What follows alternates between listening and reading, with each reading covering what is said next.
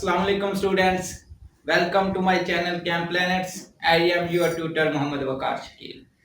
सबसे पहले तो मैं मुबारकबाद पेश करता हूँ तमाम स्टूडेंट्स को जो अपनी ज़िंदगी की एक स्टेज पर करके आ चुके हैं। ठीक है, देखिए आप लोग पहले फर्स्ट ईयर में थे और अब आप सेकंड ईयर में आ चुके हैं, तो आप ज़िंदगी में एक दर्जा ऊपर आ चुके हैं। और आप लोगों ने फर्स्ट ईयर के अंदर केमिस्ट्री को स्टार्ट किया। फर्स्ट ईयर की सारी केमिस्ट्री पढ़ी। केमिस्ट्री के आप चैप्टर नंबर 1 से लेकर 11 तक आप लोगों ने डिस्कस किया। और आज हम लोग इंशाल्लाह सेकेंड ईयर केमिस्ट्री का बाकायदा आगाज करेंगे और वो आगाज हम लोग चैप्टर नंबर 7 से करेंगे। बेसिकली फर्स्ट ईयर की जो केमिस्ट्री थी उसके अंदर टोटल 11 चैप्टर्स थे। आप लोगों ने फर्स्ट ईयर की केमिस्ट्री पार्ट 1 में 11 चैप्टर्स पढ़े हैं और वो सारे के सारे जो चैप्टर्स थे वो आपके थे फिजिकल केमिस्ट्री से रिलेटेड। मतलब फिजिकल केमिस्ट्री जिसमें आप सिर्फ एटम्स वगैरह को ही स्टडी करते थे। एटम है क्या, किस तरह से बनते हैं, क्या उनका ओरिजिन हुआ, कैसे कैसे वो चलते रहे, उनके बारे में हमने डिटेल में बात की। ठीक है, आज हम लोग इंशाल्लाह सेकंड ईयर का आगाज करेंगे। तो सेकंड ईयर की केमिस्ट्री के अंदर टोटल 16 चैप्टर हैं। फर्स्ट ईयर में 11 थे, सेकंड ईयर के 16 है, तो इसका मतलब है सेकंड ईयर केमिस्ट्री के जो चैप्टर्स हैं वो फर्स्ट ईयर के मुकाबले में ज्यादा हैं। ठीक है, तो आप लोग को ये बात याद रखनी पड़ेगी। और सेकंड ईयर के जो चैप्टर्स हैं वो आपके लिहाज से थोड़े से मुश्किल भी हैं, डिफिकल्ट भी हैं, तो लिहाजा इसके ऊपर आप लोग की तवज्जो बहुत ज्यादा होनी चाहिए। सेकंड ईयर में 16 चैप्टर्स हैं। सबसे पहला 16 चैप्टर्स के अंदर हम लोग बेसिकली 5 या 6 ब्रांचेस को डिफाइन करेंगे। पहला जो पोर्शन है वो 1 से लेकर 6 तक इनऑर्गेनिक केमिस्ट्री है। ठीक है, सारे का सारा इनऑर्गेनिक केमिस्ट्री, यानी कि हम अदर देन कार्बन और हाइड्रोजन के बारे में स्टडी करेंगे। उसके बाद चैप्टर 7 से लेकर 13 तक सारे के सारे ऑर्गेनिक केमिस्ट्री है। ठीक है, और 14 जो है उसका आधा पोर्शन बायोकेमिस्ट्री का है और कुछ पोर्शन पॉलीमर केमिस्ट्री का है। तो उन दोनों को बराबर करेंगे, क्योंकि पॉलीमर केमिस्ट्री के हम लोग डिफाइन नहीं करते, तो लिहाजा यहां पे सिर्फ इंट्रोडक्टरी पार्ट होगा पॉलीमर केमिस्ट्री का। ठीक है, और उसके बाद चैप्टर नंबर 15 में आप इंडस्ट्रियल केमिस्ट्री पढ़ेंगे, जिसमें मैन्युफैक्चरिंग देखेंगे कि कंपाउंड को कैसे मैन्युफैक्चर किया जाता है। फॉर एग्जांपल यूरिया कैसे बनता है, या इसके अलावा सीमेंट वगैरह कैसे बनता है, खाद्य फर्टिलाइजर्स के तौर पे जो मेडिसिन उनके बारे में हम लोग देखेंगे। और 16 के अंदर हम एनवायरमेंटल केमिस्ट्री देखेंगे। आज हम लोग चैप्टर नंबर 7 को स्टार्ट करने जा रहे हैं। और 7 को बेसिकली स्टार्ट करने का मकसद ये है हमारा कि हमारा जो मेजर पोर्शन पेपर का होता है वो 7 से लेकर 13 में से आता है। अगर आप लोग चैप्टर नंबर 7 से लेकर 13 तक अच्छी तरह से रिवाइज कर लेते हैं तो अल्टीमेटली 60 to 70% आप अपना पेपर सॉल्व कर लेंगे और आप 60 to 70% मार्क्स पेपर में आसानी से ले सकते हैं। तो 7 चैप्टर का सबसे पहला आप लोग के पास इंट्रोडक्शन है। इंट्रोडक्शन सबसे पहले इसका नाम है फंडामेंटल्स ऑफ ऑर्गेनिक केमिस्ट्री के। ऑर्गेनिक केमिस्ट्री के बुनियादी अरकान क्या है या कौन कौन सी चीजें हैं जो हम इसमें स्टडी करेंगे। ठीक है, बुनियादी अरकान क्या है उसके बारे में हम लोग आज स्टडी करेंगे। सबसे पहले आज से तकरीबन 200 या 300 साल पहले 200 और 300 इयर्स अगो, आज से 200-300 साल पहले यह समझा जाता था कि तमाम के तमाम जो ऑर्गेनिक कंपाउंड्स होते हैं, ऑर्गेनिक कंपाउंड्स वो डिफर होते हैं फ्रॉम इनऑर्गेनिक।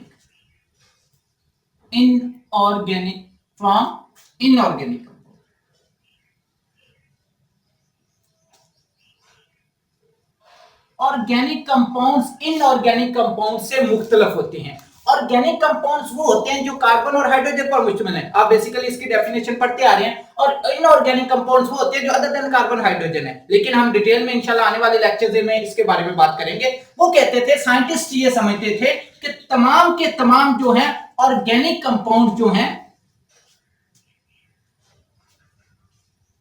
ऑर्गेनिक कंपाउंड्स वो हासिल होते हैं living things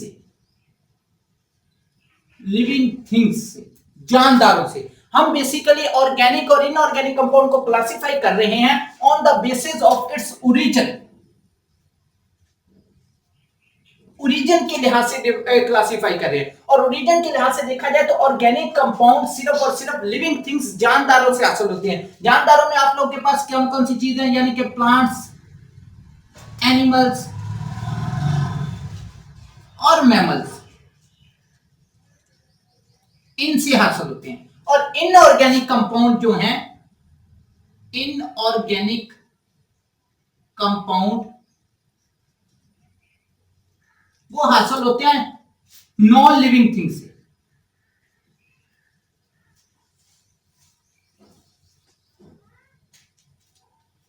non living things मतलब बेजान से हासिल होते हैं। फॉर एग्जांपल मिनरल्स, ये समझा जाता था 200-300 साल पहले, ये समझा जाता था कि ऑर्गेनिक कंपाउंड्स इनऑर्गेनिक कंपाउंड से डिफरेंट होते हैं। वो किस लिहाज से डिफरेंट होते हैं? ऑर्गेनिक कंपाउंड जो है वो सारे के सारे लिविंग थिंग्स जानदारों से हासिल होते हैं, और इनऑर्गेनिक कंपाउंड सारे के सारे मिनरल से हासिल होते हैं। और ऑर्गेनिक कंपाउंड को हम खुद सिंथेसाइज नहीं कर सकते। Organic compounds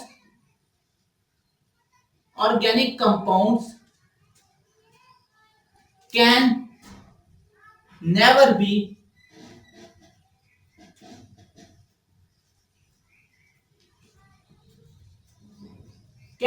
synthesized। आप ऑर्गेनिक कंपाउंड्स को सिंथेसाइज नहीं कर सकते, खुद सिंथेसाइज नहीं कर सकते, खुद नहीं बना सकते। या कहां पे नहीं बना सकते? In the laboratory.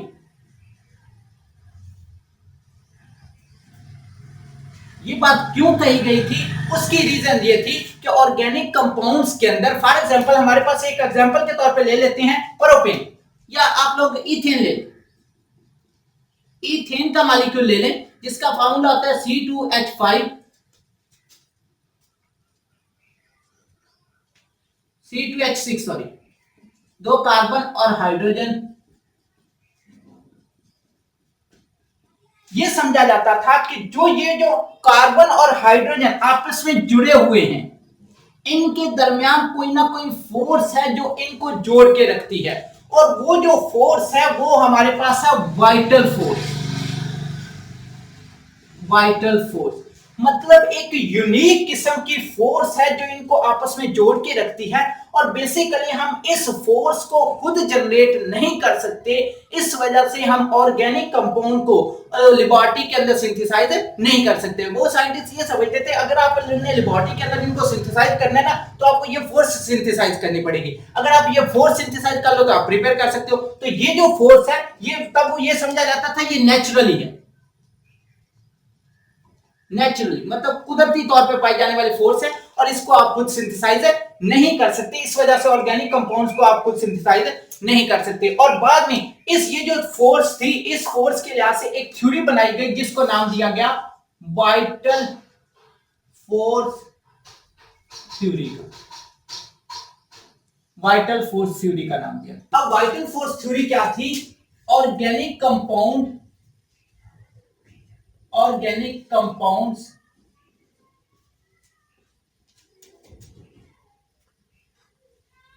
can never be synthesized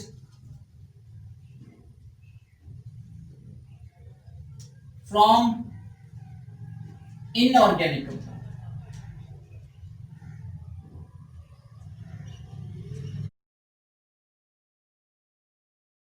कहा यह जाता था कि ऑर्गेनिक कंपाउंड को आप इनऑर्गेनिक कंपाउंड से प्रिपेयर नहीं कर सकते, पे आप इसको नहीं बना सकते। इस थ्योरी को नाम दिया गया था वाइटल फोर्स थ्योरी। और ये हम बात कर रहे हैं 200 to 300 इयर्स अगो, मतलब आज से 200-300 साल पहले की बात कर रहे हैं। तो उसमें ये समझा जाता था कि हम ये फोर्स जनरेट नहीं कर सकते। अगर हम ये वाइटल फोर्स नहीं जनरेट कर सकते तो इसका मतलब है हम ऑर्गेनिक कंपाउंड को खुद सिंथेसाइज भी नहीं कर सकते। ठीक है, तो फिर बाद में इस थ्योरी के बाद 1828 के अंदर 1828 एक साइंटिस्ट था जिसका नाम था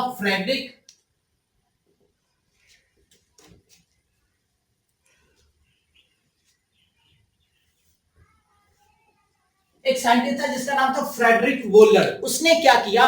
पहला ऑर्गेनिक कंपाउंड प्रिपेयर किया, prepared organic compound organic compound from inorganic.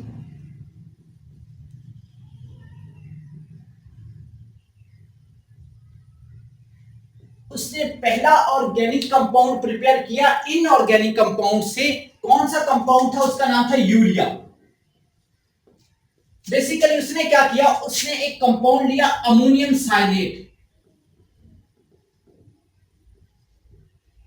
Ammonium cyanate compound लिया जिसका फॉर्मूला होता है NH4CNO। अमोनियम साइनेट है, अमोनिया होता तो NH3 होना था, और तो अमोनियम है तो इसका मतलब है NH4 प्लस होता है, और साइयानो ग्रुप के ऊपर नेगेटिव चार्ज, तो इसका मतलब ये हो जाता है ये +1 चार्ज है, ये -1, तो वो न्यूट्रल कंपाउंड अमोनियम साइनेट आ जाता है। डिटेल में हम आगे जाके इंशाल्लाह बात करेंगे इसके बारे में। उसने अमोनियम साइनेट को हीट अप किया, अमोनियम साइनेट को हीट किया, और हीट करने के बाद उसने पहला ऑर्गेनिक कंपाउंड यूरिया प्रिपेयर कर दिया। पहला ऑर्गेनिक कंपाउंड यूरिया बना दिया। अब वो पहला ऑर्गेनिक कंपाउंड जब यूरिया इसने इनऑर्गेनिक कंपाउंड से बनाया तो केमिस्ट्री और साइंस की ब्रांच में तो हलचल मच गई कि ये क्या कंपाउंड बना दिया, हम लोग तो सिंथेसाइज नहीं कर सकते, लेकिन इसने पहला कंपाउंड यूरिया बना दिया, जिसकी वजह से काफी ज्यादा साइंटिस्टों के माइंड चेंज हो गए। हुआ कुछ यूं था, इससे पहले भी इसने क्या किया था 1824 के अंदर, इससे पहले भी 1824 के अंदर इसी साइंटिस्ट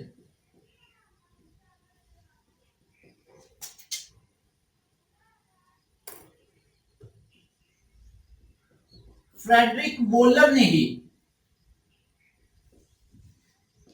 ही क्या किया था कि कंपाउंड बनाया था oxalic acid. Oxalic acid prepare किया था जिसका फॉर्मूला होता है COOH। ये वाला ऑक्सैलिक एसिड बना दिया था। कुछ साइंटिस्टों का माइंड यहां पे चेंज हो गया था कि ये बात गलत है कि ऑर्गेनिक कंपाउंड को आप सिंथेसाइज नहीं कर सकते, बल्कि ऑर्गेनिक कंपाउंड को हम सिंथेसाइज कर सकते हैं। उसके बाद 1828 में जब इसने पहला कंपाउंड यूरिया बना दिया तो तब भी काफी ज्यादा साइंटिस्टों का माइंड इसमें से चेंज हो गया। बेसिकली इसने इस कंपाउंड से यूरिया नहीं बनाया था, इसने एक कंपाउंड लिया था, इसने लिया था अमोनियम क्लोराइड। बेसिकली ये दो रिएक्शंस करवा रहा था, एक लिया था इसने अमोनियम क्लोराइड और दूसरा कंपाउंड इसने लिया था पोटेशियम साइनेट।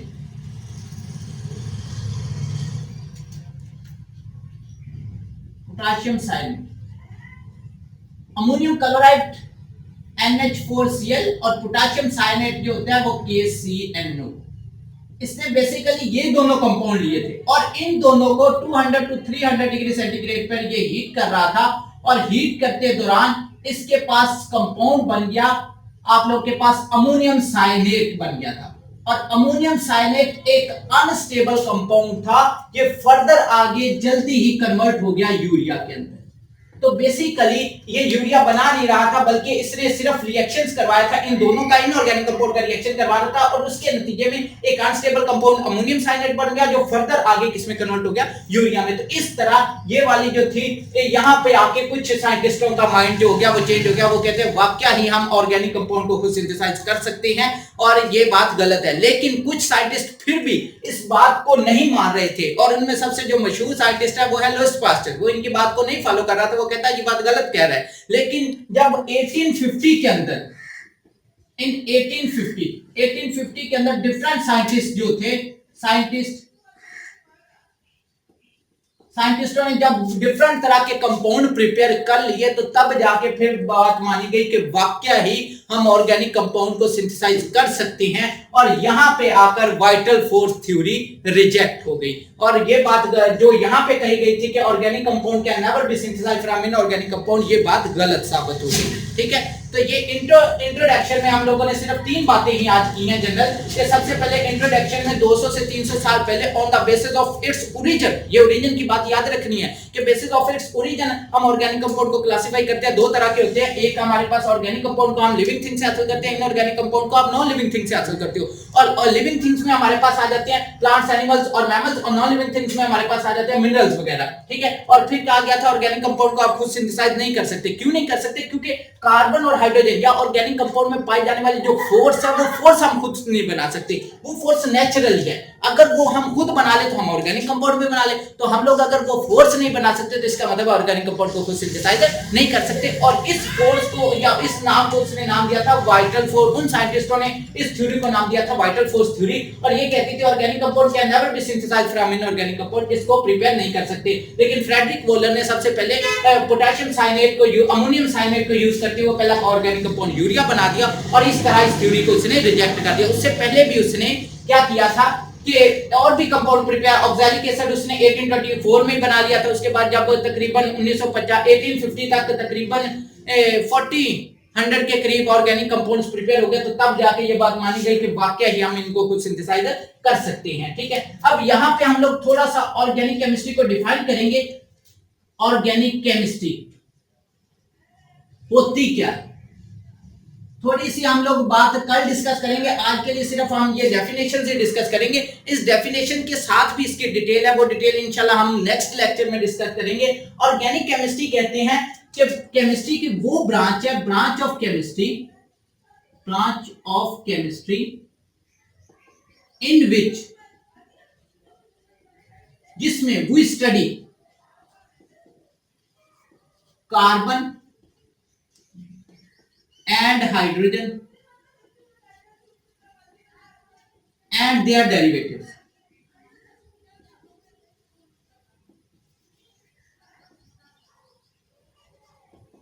जिसमें आप कार्बन, हाइड्रोजन और उनसे बनने वाले कंपाउंड्स को स्टडी करते हैं, इनको ऑर्गेनिक केमिस्ट्री कहते हैं। ये पुरानी डेफिनेशंस है, आज के पॉइंट ऑफ व्यू से इसमें कुछ चेंजिंग है, वो हम लोग इंशाल्लाह कल फर्दर आने वाले नेक्स्ट लेक्चर में हम लोग डिस्कस करेंगे। तो एक बात आपने याद रखनी है कि इस पूरे टॉपिक में से सिर्फ आपके एग्जाम के पॉइंट ऑफ व्यू से 2 ही शॉर्ट क्वेश्चंस आपको आ सकते हैं। सबसे पहला मोस्ट इंपॉर्टेंट शॉर्ट क्वेश्चन आप लोगों से जो पूछा जा सकता है वो ये कि what is vital force theory. क्या पूछा जा सकता है, what is vital force theory. यहां पे क्वेश्चन आप खुद ही बना लो, what is vital force theory. Vital force theory क्या है, तो आप उसमें बता सकते हो organic compound can never be synthesized from inorganic compound. Organic को आप इनऑर्गेनिक से प्रिपेयर नहीं कर सकते। This is called vital force theory. ये क्या कहलाती है, वाइटल फोर्स थ्योरी कहलाती है। एंड दूसरा क्वेश्चन ये बन सकता है आपकी बुक के अंदर, how vital force theory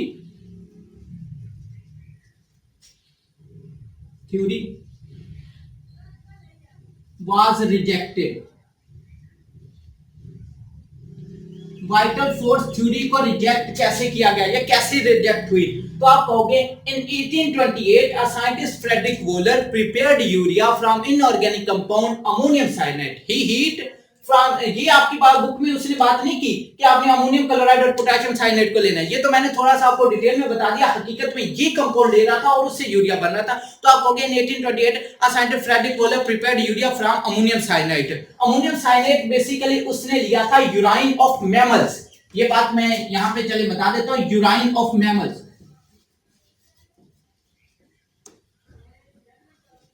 urine of mammal से इसने लिया था। तो इंशाल्लाह आप लोग के ये 2 शॉर्ट क्वेश्चंस हैं। हम आने वाले लेक्चर्स में फर्दर रोजाना ही ये काम किया करेंगे कि पहले हम पूरे का पूरा स्टडी करेंगे और उसके बाद उससे रिलेटेड जो क्वेश्चंस है वो हम पेपर के पॉइंट ऑफ व्यू से डिस्कस किया करेंगे।